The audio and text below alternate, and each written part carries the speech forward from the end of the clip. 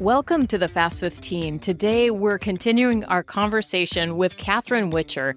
For over 20 years, Catherine has been sitting at IEP tables helping parents, teachers, and teams, walking them through courses and mentoring them through the Master IEP Coach. We're diving into part 2 of our conversation with this incredible champion in the field of special education. If you missed part 1 last week, be sure to catch up on that first episode. But today, you're in for a treat. Let's pick up where we left off and continue our enlightening discussion with Catherine. I really wanted our listeners to know about in the first episode. If you didn't catch it, make sure you do listen to the kind of the background, the story, and some of the really impactful situations that Catherine, you've been involved with families through many years and just helping them through the Master IEP Coach. But I wanted a chance for our listeners to know more specifics about your team, how you approach maybe from start all the way through. What's the format and some of the key components of what you're doing? Yeah. I think I'll answer some of the quick questions that I know I'm going to get.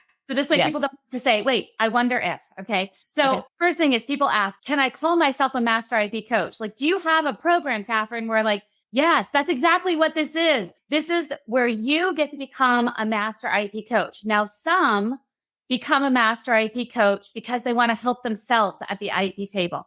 Remember, I said in the first episode that Master IEP Coach is all about parents, teachers, admins, and therapists working together. It's all about them learning together, working together, developing IEPs together, which means that the Master IEP Coach Mentorship, which is our core place where you want to be, is inside the mentorship. That's where parents, teachers, admins, and therapists become a Master IEP Coach for themselves. And they're like, I just want to level up my leadership at the IEP table for my own child or for my own students or for my own team. Or you want to do this not just for your own family or your own students, but you want to help others too. And yes, teachers, if you're listening to this and you're like, can I really be a Master IEP Coach and keep my job? Yes, absolutely. We've even schools that enroll their teachers to become a Master IEP Coach because they want this in their school. And they're not sad about you going out and helping families do things collaboratively. The more collaborative voices we have, the better. So we have parents, teachers, admins, therapists for yourself or to go and help other people. The format of it, now I'm a teacher by nature, right? And I grew up in the disability community, which means that this is built for the busiest people I know who need this information, but you need to have it in the way that works best for you. So 100%. Yes. Right. Like you just have to have it. It has to fit into your life. This shouldn't be something extra. This should be something that you do that actually gives you more space in your life. A value add. Yes. Yes, absolutely. So there's an online course that's all self-paced. I actually give you 25 years of all of my tools, strategies, methods, all of those things. And I put them into an online course. I'll share a few of the kind of highlights in there in a minute, but it's just know like I can log in and I can just start learning.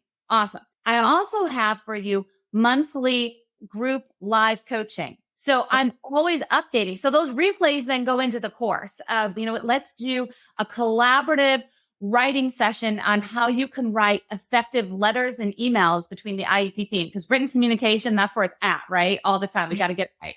Well, we have to. I mean, we need to get it right for sure on paper. Any written communication that can be used to support the work that you're doing. And also, if there are questions and legalities, that has to stand in a really solid way and a positive light.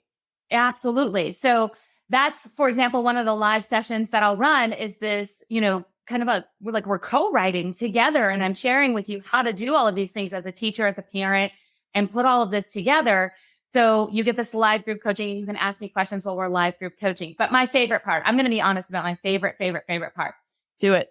You have all of these tools, but for your first 30 days, you have direct access to me through text and voice message, which means that you get to listen to something that I've already taught that I say, okay, here's your lesson inside this course. And you say, but how does this work for my student? Or I'm stuck in this situation, or my child's IEP team said, and you can actually message me your question and I'm going to get right back to you. So it's a true mentorship where I want to make sure that you are getting exactly what you need from this mentorship. I have a real struggle with generic IEP trainings. If you can Google it, that's not okay, right? Like, as in, like, you need more than Google. So this is the mentorship and all of the Master IEP Coach things. And this is where I'm going to share one of my favorite pieces that's inside of the course. I developed a tool that's called the IEP Development Assessment Wheel. Okay. Let's hear about that. For a while. You're like, give me a tool, right? Give me a tool that I can use. So what happens is teachers are given IEP software, right? Like, here, like, check the boxes, fill in the things. This is what you need to do. Parents are given legal books, Google, Facebook groups that give out not so great advice. They're given this kind of eclectic material kind of thrown at them of, this is how you develop an IEP. So what I did is I took the entire IEP process and I broke it down into 8 sections. It's in the shape of a wheel. Okay.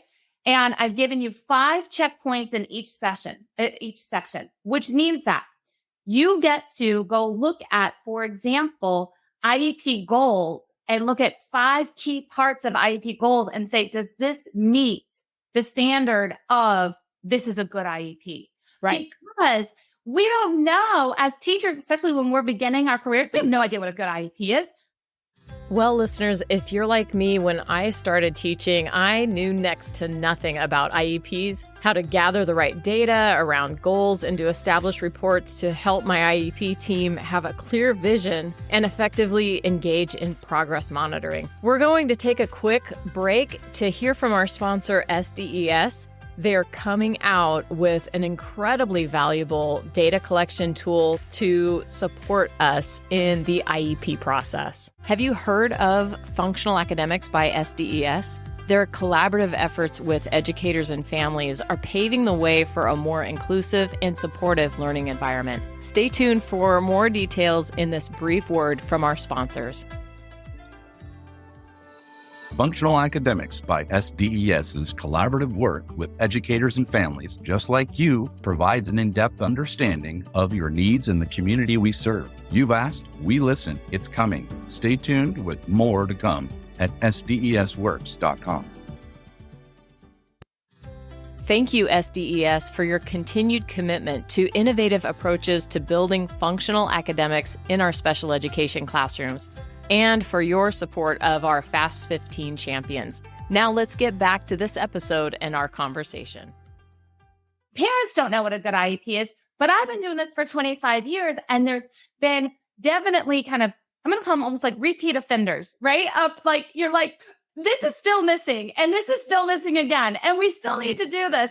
And it's like, yeah, I'm like, it's still happening. It's still happening. So if we can just take these repeat mistakes and say, let's just break them all down into a system that says, if you have this, you're doing good. If not, this is a mistake we can fix. Right.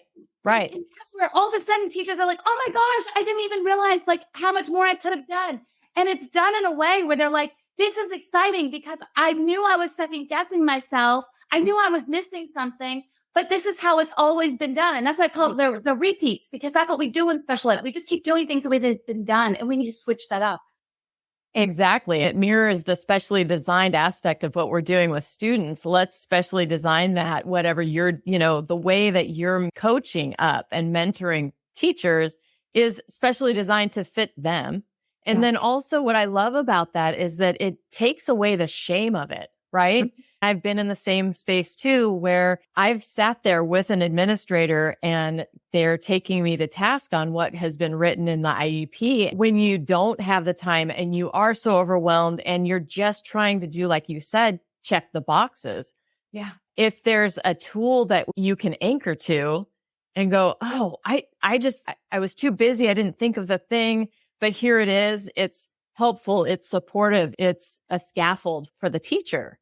Right? That's exactly what it is. And like this said, there's all of these things that keep on happening. And I knew that I was making those mistakes back when I was a teacher. Actually, I didn't know when I was making them, but I can look back and say, I made those mistakes. Right. And I coach teachers and I'm like, listen, you don't know what you don't know. Like, exactly. I totally get that this is how it's always been done. For example, ESY is not just for regression. That's a big thing, right? So we say, and people are like, what do you mean? My district has said ESY is for regression only. Or parents have said, I was told this. And I'm like, we're missing a piece. Let me show you how exactly where to look. Like, I didn't make this up. I'm not a lawyer. I can't give you legal advice, but I absolutely can show you what the law says about ESY.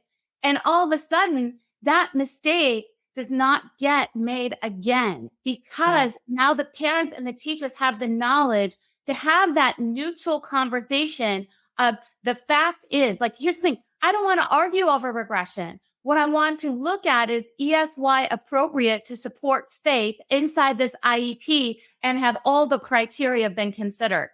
Sounds real like, oh, this is systematic. Yeah, this is not an opinion. This is something that just needs to get done. Right, right. And I think too, you mentioned the power for administrators as well, helping to take that pressure off. Let's not just focus on compliance, right? Yeah. Let's focus on, are we approaching these relationships through the IEP process in the most comprehensive, thorough, and dynamic way possible? Yeah. Right. Where everybody's winning, but especially the student. Yes. And that's where admins get really excited when parents don't have complaints. If you follow this process inside the Master IEP Coach Mentorship, the very first section talks all about parent input.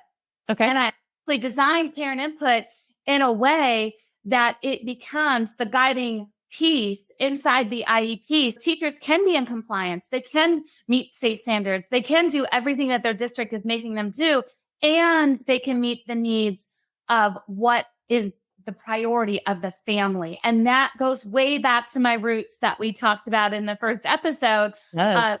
I called up the parents and I was like, hey, how do we need to make this happen? And to this day, 25 years later, I'm still teaching people to do that, because what you see is the anxiety, the stress, the tension, you see it start to melt away. Yes. And that doesn't mean that everybody gets exactly what they want at the table. It's not sunshine, unicorns, and rainbows, right? Like, that's not what we're talking about.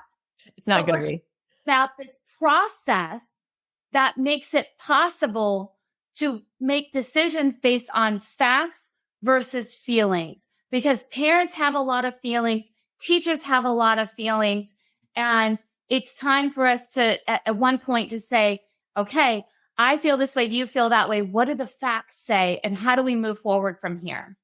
Oh, wow. You just said that so well. And it makes me I want to take your course. I want to be coached in that way as well. And then also to be a mentor for some of the teachers that I get to work with. And yeah, so amazing. I love just highlighting the Master IEP Coach. We're going to make sure that all of the links to what people would need to learn more are in the show notes. So if you're listening, make sure you do take a look at the show notes to learn more. But I want to come to the last question that I have for you. And we could continue to talk on and on, because you really are so inspiring to me. And I love what you're doing with your consulting and your coaching, mentoring. Last question, if you can go back to the very start when you've had the experience with your family and the upbringing, and you're just getting into the field, right? What would you tell yourself, or first year teachers that are just getting started? Is there any word of advice or your words of wisdom that you would tell yourself and a first year teacher? Yeah. Especially for the first year teachers. And I can think back to all of the feelings that I had walking in as a first year teacher, and kind of the roller coaster of emotions that I had during those first couple of years, just in special education as a professional. Don't let the system steal your joy. Oh, yeah. You know what? You became a teacher because your heart wanted to do something. Yes. To make things better. And the system is broken. You are not broken as a teacher. Parents, you are not broken. Children are not broken. Our school system is broken. Yes. And Master IEP Coach, we don't focus on fixing the system. We work together on helping everybody function in this broken system, because I don't have time to fix the system, but I have time to help people. And I wish if again, the system tried to steal my joy, and I had this, I don't even know if I can be in education. I don't even know if I can do this. You know what? Find your role that lets you keep your joy so you can make the difference that you want to. Wow. Yes. I love that. Thank you so much for your time today, both this episode and our first episode. And we just really appreciate the time that you gave up here with us. And we just wish you all the best. I want to stay connected for sure in our work that we're doing outside of just this podcast. So we'll stay connected, and I hope to connect with you again soon. No, thank you so much for having me. Thank you.